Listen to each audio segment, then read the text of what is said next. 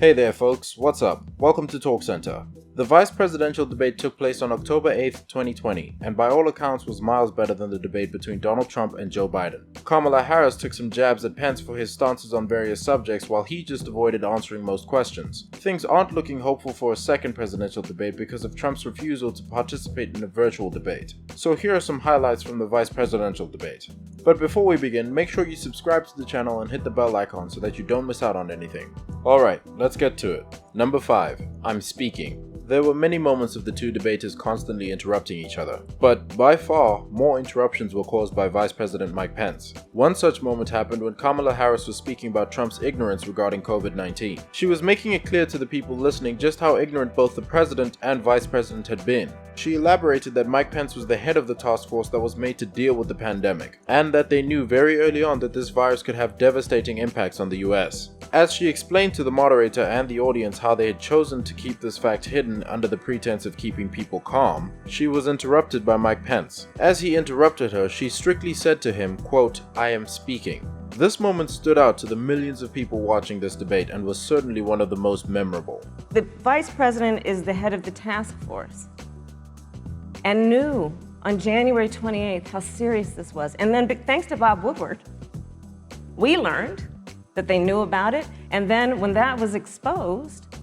the vice president said, when asked, well, why didn't y'all tell anybody? He said, because the president wanted people to remain calm. Number 4. Acceptance of vaccine. An interesting question was posed to Kamala Harris by the moderator. She asked that if the Trump administration approved a vaccine for COVID-19 before or after the election in November, would she accept it? At this question, Kamala Harris unflinchingly responded by saying that if the medical health professionals told the public to take the vaccine, then she would be the first in line to do so. But the part that resonated with the viewers was when she added that if Donald Trump asked her to take the vaccine, then she would refuse. This goes to show just how little trust the general public has in what Trump has to say about the coronavirus. If Dr. Fauci, if the doctors tell us that we should take it, I'll be the first in line to take it, absolutely. But if Donald Trump tells us that we should take it, I'm not taking it.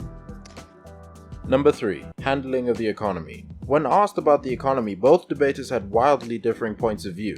Kamala Harris responded by saying that Trump measured the health of the economy by how the wealthiest people of that economy were doing. In contrast, she added Joe Biden judged how the economy was doing by how well its people were doing. She hit the nail on the head by rightfully pointing out that Trump had passed a bill that had lowered taxes on the richest 1%, and that Joe Biden was going to repeal that bill on day one. When it came time for Mike to speak, he twisted Kamala's words by claiming that she said Biden was going to raise taxes on all people on day one. He then calmly and cleverly told a number of other mistruths about taxes, trade, and energy. I think there couldn't be a more fundamental difference between Donald Trump and Joe Biden. Joe Biden believes you measure the health and the strength of America's economy based on the health and the strength of the American worker and the American family.